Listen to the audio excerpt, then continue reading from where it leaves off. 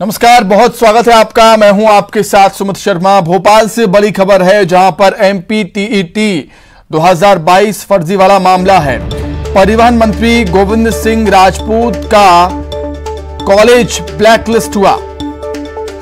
PEB ने सागर के Gyanveer institute of management and science college को ब्लैकलिस्ट कर दिया है। कॉलेज से वायरल हुआ था पेपर का स्क्रीनशॉट। ज्ञानवीर कॉलेज के साथ ग्वालियर के सर्वधर्म महाविद्यालय को एग्जाम सेंटर नहीं बनाया जाएगा। प्राथमिक शिक्षक पात्रता परीक्षा में गड़बड़ी हुई थी। पीईबी की रिपोर्ट पर एमपी नगर थाना पुलिस ने एफआईआर दर्ज की है। दोनों कॉलेजों के अलावा 5 अभ्यर्थियों की भूमिका की जांच भी घेरे में। 5 अभ्यर्थियों पर दर्ज हुई एफआईआर। निशा सोलंकी, परत सिंह रावत, भुवनेश्वर शर्मा, नीलम केमोरो, मनोज सोलंकी पर एफआईआर दर्ज हुई है। 10 मार्च 2022 को हुई थी प्राथमिक शिक्षक पात्रता परीक्षा।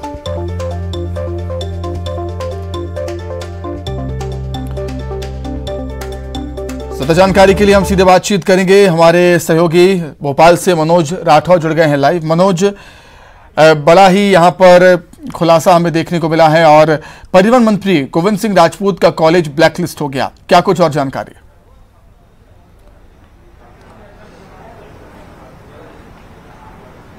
जी बिल्कुल, इस पूरे मामले में लगातार पीईबी के द्वारा जांच की जा रही थी, क्योंकि ये पूरा फर्जीवाड़े का मामला था और इस परीक्षा को करीब 10 लाख स्टूडेंट ने दिया था और इसके बाद रिजल्ट भी हालांकि घोषित कर दिया गया है। लेकिन कई सवाल जो है इस पूरे घटनाक्रम के बाद निकले थे, क्योंकि जिस तरीके का स्क्रीनशॉट वायरल हुआ था, गोविंद सिंह राजपूत जो कि परिवहन मंत्री हैं, उनके कॉलेज से ये पूरा स्क्रीनशॉट सामने आया था। उसके बाद तमाम आरोप लगे थे। हालांकि अब जांच के दौरान, क्योंकि पीईबी के द्वारा ये पूरी जांच की गई, जांच में ये पाया गया है कि जो स्क्रीनशॉट है वो कहीं ना कहीं संदिग्ध था और गड़बड़ी की कैटेगरी में आता था और ये जो पेपर हुआ था उसी का ये पूरा स्क्रीनशॉट था। तो यही कारण था कि जिन 5 संदिग्ध स्टूडेंट की इसमें भूमिका आई, उनको सबसे पहले उन पर कार्रवाई की गई। इसको लेके जो एक जांच रिपोर्ट थी पीईबी की, वो एमपी नगर थाना पुलिस को दी गई। पुलिस ने 5 अभ्यर्थियों पर एफआईआर दर्ज कर ली। इसके अलावा 3 साल तक किसी भी परीक्षा में वो पीईबी की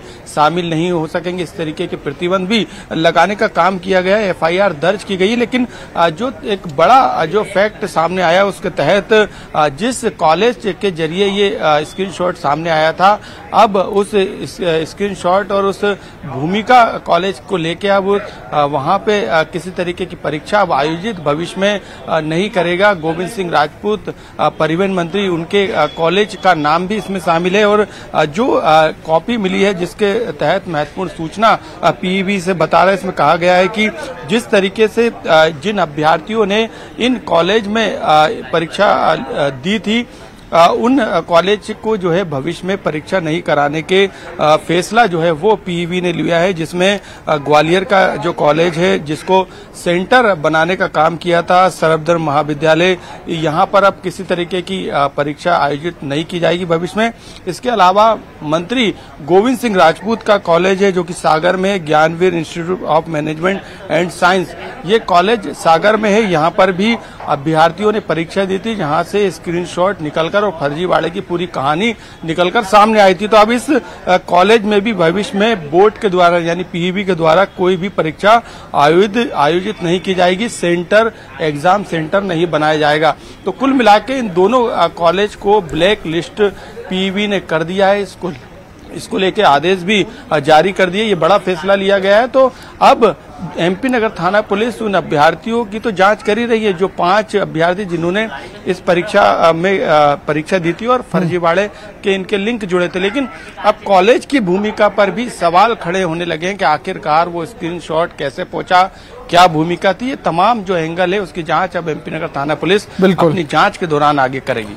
ठीक है मनोज, आप बने रहिए हमारे साथ। कुछ और खबरों पर भी आपसे हम जानकारी लेंगे। तो वहीं सीएम शिवराज आज लॉ एंड ऑर्डर को लेकर समीक्षा बैठक करेंगे। भोपाल से पकड़े गए आतंकियों को लेकर भी चर्चा होगी। मंत्रालय में कानून व्यवस्था की समीक्षा की जाएगी। गृह विभाग के आला अधिकारी बैठक में शामिल होंगे। तो सीएम शिवराज आज कानून व्यवस्था की समीक्षा लेंगे। भोपाल से पकड़े गए आतंकियों को लेकर भी चर्चा की जाएगी और गृह विभाग के आला अधिकारी इस बैठक में शामिल होंगे। मनोज लगातार हमारे साथ बने हुए हैं। मनोज, समय समय पर CM Shivraj law and order की समीक्षा बैठक करते हैं और इसी कड़ी में आज फिर से ऐसी ही समीक्षा होनी है।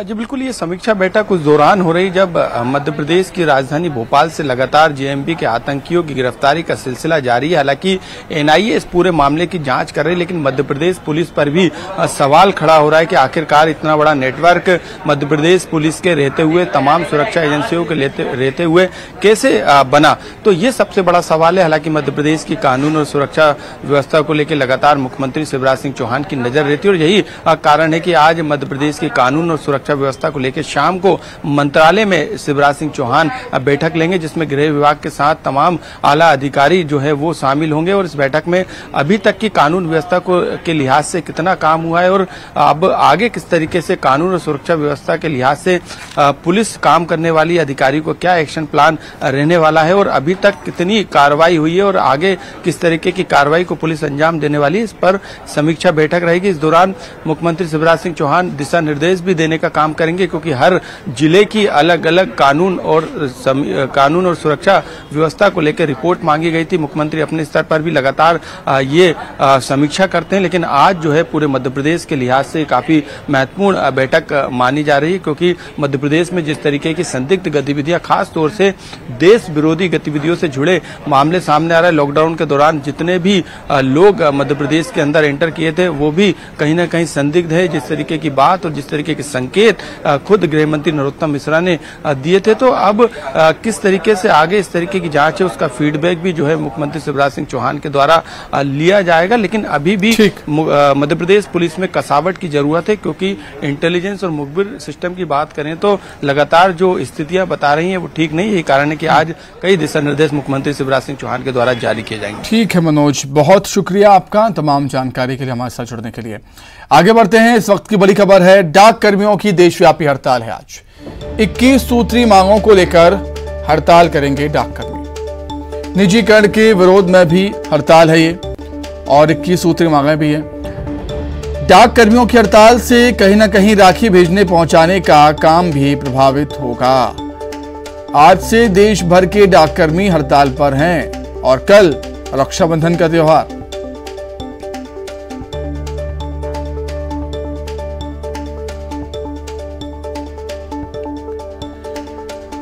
तो डाक कर्मियों की देशव्यापी हड़ताल है आज। 21 सूत्री मांगों को लेकर डाक कर्मी हड़ताल करेंगे। निजीकरण के विरोध में डाक कर्मियों की हड़ताल है और निश्चित तौर पर डाक कर्मियों की हड़ताल से राखी भेजने पहुंचाने का काम भी प्रभावित होगा। जो पोस्ट के जरिए जो बहनें अपने भाई को राखी भेजती हैं। आज पूरे देश की डाक कर्मी हड़ताल पर हैं और कल रक्षाबंधन का त्योहार।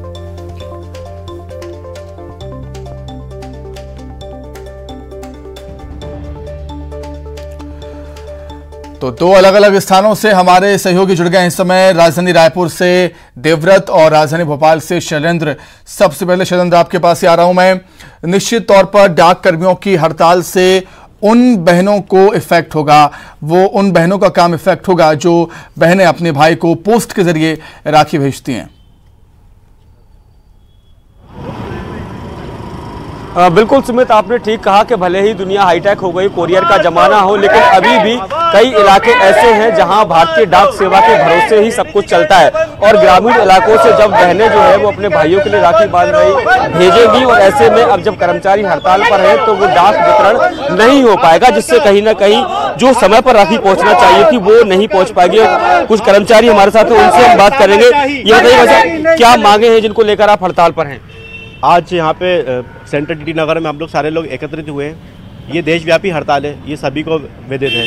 आज हम यहाँ पे एकत्रित हुए हैं। सबसे बड़ी हमारी मांग है जो सरकार निजीकरण कर रही है। धीरे धीरे आप देख रहे होंगे, पहले इससे पहले BSNL का निजीकरण हुआ, अब ये बिल्कुल हमला है पोस्ट ऑफिस पे। तो हम इसको निजीकरण नहीं होने देंगे, एक एक करके निजीकरण कर रहे हैं। मैं आपको एक एग्जाम्पल देके समझाता हूँ। अभी ये आप RMS का उदाहरण देके बोलता हूँ कि पहले जो हमारा रेल डाक सेवा था वो बंद करके उसको RTN कर दिया गया है, रोड के माध्यम से कर रहा है ये। और भी ऐसी तमाम है, जैसे OPS की हमारी मांग है, OPS को लागू नहीं कर रहा है ये, NPS थोप के रखा है, NPS में कोई गारंटी नहीं है आज हम। लेकिन सर एक बात है, कल राखी का त्यौहार है, बहुत सारी बहनों ने चिट्ठियाँ भेजी होंगी, तो वो नहीं पहुँच पाएंगी, तो क्या लगता है कैसे? सर हम ये मानते हैं कि ये त्यौहार हमेशा सबके जीवन में आएंगे, लेकिन जो हमारी मांगें सुनी नहीं जा रही हैं। हमारे हाईकमान ने ये डिसीजन लिया है कि जनता के बीच में हमारे मुद्दे तभी जाएंगे जब कोई काम प्रभावित होगा, और काम प्रभावित होगा, डाक कर्मचारी हड़ताल पर रहेंगे, तभी जाकर के सरकार सुनेगी। नहीं, आज सरकार किसकी सुन रही है? आज सरकार किसी की नहीं सुन रही है। पिछले कितने दिनों से हम हड़ताल की, ये पुरानी पेंशन की मांग कर रहे हैं कि हमारी पुरानी पेंशन बहाली की जाए। अब IPB के रास्ते हमारे POSB को, जिसमें कि 64% रेवेन्यू पोस्ट ऑफिस को मिलता है, उस POSB को IPB मर्जर करने जा रहे हैं, ये जिसका हम बहुत ज़बरदस्त विरोध करते हैं। और आज पूरे भारत में डाक कर्मचारी हड़ताल पर हैं इसी विरोध में कि जो निजीकरण कर रहे हैं, जिस रास्ते से BSNL का निजीकरण किया था उसी पर पोस्ट ऑफिस का नंबर आ चुका है। इसलिए देखिए सुमित, आप सुन सकते हो जो कर्मचारी साफ तौर पर ये कह रहे हैं कि जो निजीकरण है उसका विरोध है, कई और मांगे हैं जिनको लेकर वो लगातार प्रदर्शन करते रहे, लेकिन सरकार ने उनकी नहीं सुनी, और यही कारण है कि उन्होंने राखी का त्यौहार चुना इस विरोध प्रदर्शन को, ताकि सरकार को ये पता चल सके कि वो कितना महत्वपूर्ण काम करते हैं और उनकी जो मांगे हैं वो कितनी जायज हैं। जी ठीक है, रायपुर का रुख कर लेते हैं। देवव्रत भगत हैं। देवव्रत, छत्तीसगढ़ के वासियों के लिए तो ये दोहरी परेशानी है। एक तो वहां पर ट्रेनें कैंसिल हैं, त्योहारी सीजन में लोग कहीं आ जा नहीं पा रहे, और अब डाक कर्मियों की हड़ताल से भी कहीं ना कहीं रक्षाबंधन का त्योहार प्रभावित होगा। इसका असर जरूर पड़ेगा। देवव्रत,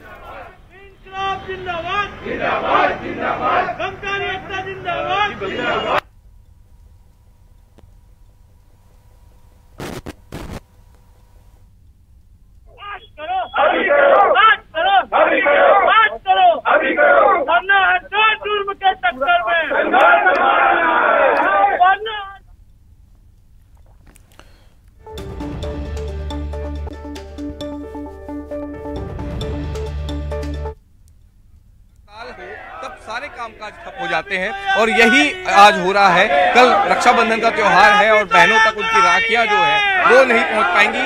हजारों की तादाद में राखियां मेन पोस्ट ऑफिस में जाम रखी हुई है, यानी कई भाइयों की कलाइयां जो है वो सुनी रहेगी। लोगों से बात कर लेते हैं। यहाँ पे हड़ताल कर रहे हैं, निजीकरण का विरोध चल रहा है, बहुत सारी मांगे हैं आप लोगों की, लेकिन ये चीज देखने को मिल रही है कि रक्षाबंधन का त्योहार भी है। तब ऐसी स्थिति में अब ये हमारे केंद्रीय मुख्यालय के जो वरिष्ठ नेता हैं, उन्होंने मंत्री, संचार मंत्री, केंद्रीय मंत्री सभी से चर्चा करने के बाद जब वार्ता विफल हुई तो ये निर्णय लिया कि 10 अगस्त को हमारी जो हड़ताल है वो रहेगी। हमें भी खेद है कि भाई का प्यार, बहनों का प्यार भाइयों तक नहीं पहुंच पा रहा है, लेकिन हम कल पुनः ड्यूटी में आके उसे पूरा करने का प्रयास करेंगे। मतलब देर से राखियां पहुंचेंगी अब भाइयों तक? नहीं, हम पूरा प्रयास करेंगे हम लोग मिलके कि कल उनके पास पूरा राखी पहुंच जाए। छुट्टी के दिन भी, कल भी पूरे छुट्टी के दिन हमारे लोगों ने काम किया है और चिट्ठियां बटी है, राखी बटी हैं।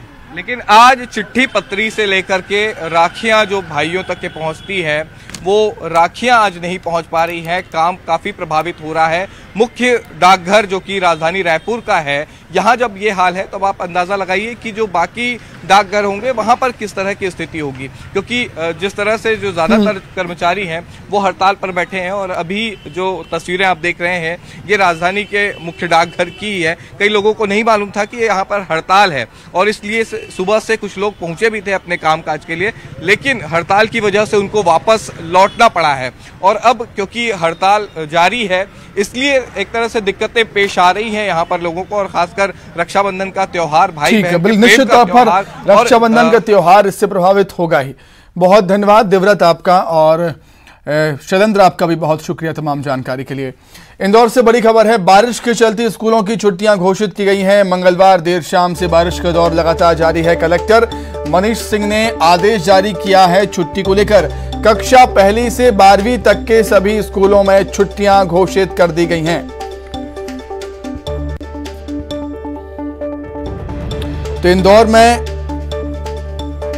मंगलवार देर शाम से लगातार बारिश हो रही है, और लगातार बारिश होने के चलते स्कूलों की छुट्टियां घोषित कर दी गई हैं।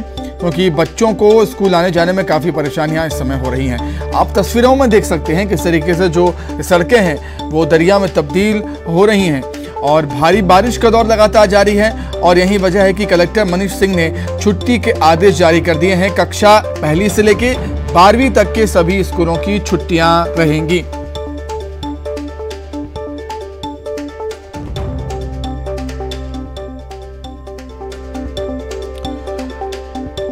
जानकारी के लिए हम बातचीत करेंगे, सहयोगी अरुण जुड़ गए हैं हमारे साथ फोन पर। अरुण, लगातार हम देख रहे हैं कि मालवा निवाड़ में भारी बारिश का दौर लगातार जारी है और जिससे कई तरह की परेशानियां लोगों को हो रही हैं। बच्चों को परेशानी ना हो स्कूलों में जाने के लिए, यही वजह है कि छुट्टी का ऐलान। बिल्कुल, देखिए कल शाम से हो रही लगातार भारी बारिश की वजह से पूरा जनजीवन अस्त व्यस्त हो गया। खासतौर से अगर मालवा निवाड़ की बात की जाए तो पूरे इलाके में बारिश का दौर जारी है और इंदौर जो देश का सबसे स्वच्छ शहर है, नंबर 1 शहर है, वहां पर नगर निगम के दावों की पोल खुल गई है, उनके इंतजामों की पोल खुल गई है। सड़कें नदियों में तब्दील हो गई हैं, सड़कों पर गाड़ियां बहती हुई दिखाई दे रही हैं, पतवार की तरह गाड़ियां सड़कों पर हैं और कई लोगों के लापता होने की भी खबरें आ रही हैं। हालांकि एहतियात बरती जा रही है, नगर निगम की टीमें लगातार नजर बनाए हुए हैं। पुष्पमित्र भार्गव जो मेयर हैं वो भी सड़कों पर दिखाई दिए हैं।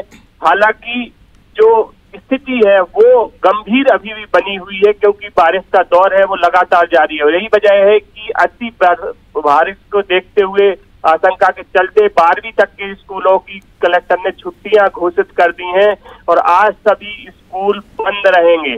कलेक्टर मनीष सिंह ने यह भी आदेश दिया है स्कूल संचालकों की कि जो स्कूल अभी शुरू हो गए हैं, जो सुबह 7 बजे बच्चे पहुंच गए थे कुछ स्कूलों में, उनके संचालकों को निर्देश दिए गए हैं कि सभी छात्र छात्राओं को सुरक्षित उनके घर पहुंचाने की जिम्मेदारी उनकी है। वो सुनिश्चित करें कि सुरक्षित बच्चे घर पहुंच जाएं क्योंकि पूरा जो शहर है वो जलमग्न दिखाई दे रहा है, निचली बस्तियों में पानी भर गया है और जो हालात हैं वो गंभीर बने हुए हैं, इसलिए ये आदेश दिए गए हैं। बिल्कुल अरुण, आपका बहुत शुक्रिया तमाम जानकारी के लिए।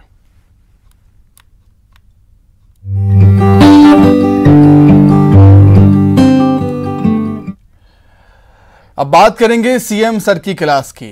भोपाल के मॉडल स्कूल में सीएम शिवराज सिंह चौहान का क्लासरूम सज कर तैयार है। देखिए तस्वीरें। ब्लैक बोर्ड पर तिरंगे का पाठ पढ़ाएंगे सीएम शिवराज, या कहें सर सीएम शिवराज।